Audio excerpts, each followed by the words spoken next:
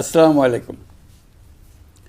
উপস্থিত ছাত্রছাত্রী, তরুণ তরুণী, নারী ও পুরুষ সকল নাগরিককে আমার সালাম ও শুভেচ্ছা জানাচ্ছি। আমি গভীর শ্রদ্ধার সাথে স্মরণ করছি ফেসিবাদের বিরুদ্ধে দীর্ঘ লড়াইয়ের সকল যোদ্ধাদের।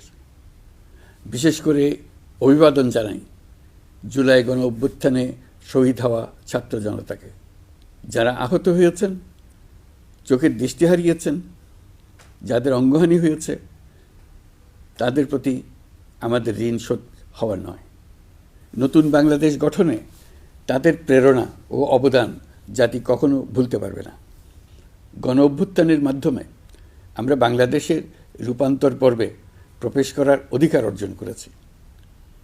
এই রূপান্তর দ্রুত সফলভাবে কার্যকর করার জন্য আমাদেরকে সকল শক্তি নিয়োজিত করার জন্য প্রতিজ্ঞাবদ্ধ থাকতে হবে। পেছনে ফেরার কোনো সুযোগ আমাদের নেই।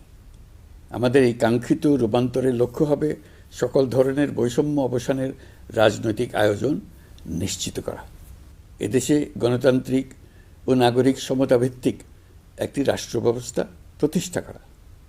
ন্যায়ভিত্তিক সমাজ নির্মাণ ছাড়া জুলাইয়ের শহীদদের আত্মদান অর্থবহ হতে পারে না। ফেসিবাদ বাংলাদেশকে আদর্শভিত্তিক সকল রকমের লক্ষ্য থেকে বিচ্যুত করে গভীর অন্ধকারের দিকে আমাদেরকে নিয়ে গিয়েছিল। আমরা আবার প্রিয় বাংলাদেশকে সাম্য, মানবিক মর্যাদা ও ন্যায় বিচারের পথে ফেরাবার লক্ষ্যে কাজ করছি। ফোরাম ফর বাংলাদেশ স্টাডিজের পক্ষ থেকে আপনাদের এই জাতীয় সংলাপ আমাদেরকে আমাদের নতুন কক্ষপথ রচনা এবং তার যথাযথ স্থাপনে বিশেষভাবে সাহায্য করবে। আমি ফোরাম ফর বাংলাদেশ স্টাডিজকে অশেষ ধন্যবাদ জানাচ্ছি এই আয়োজনের জন্য এবং আমাকে আমন্ত্রণ করার জন্য, দুটি কথা বলার সুযোগ দেওয়ার জন্য।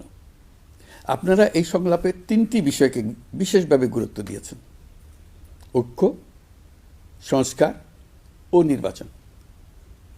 সংস্কার বিষয়ে আমাদের মধ্যে ঐকমত্য প্রয়োজন, এর কোনো বিকল্প নাই। এই তিন লক্ষ্যের কোনোটিকে ছাড়া কোনোটি সফল হতে পারবে না। ঐক্যবিহীন সংস্কার কিংবা সংস্কারবিহীন নির্বাচন বাংলাদেশকে এগিয়ে নিতে পারবে না। পাশাপাশি আমরা ভুলতে পারি না যে আমাদের ছাত্র জনতা অটুট সাহসে শিশু হত্যাকারী ও পৈশাচিক ঘাতকদের মোকাবেলা করেছে। মানবতার বিরুদ্ধে এমন নিষ্ঠুরতাকে অবশ্যই বিচারের মুখোমুখি করতে হবে।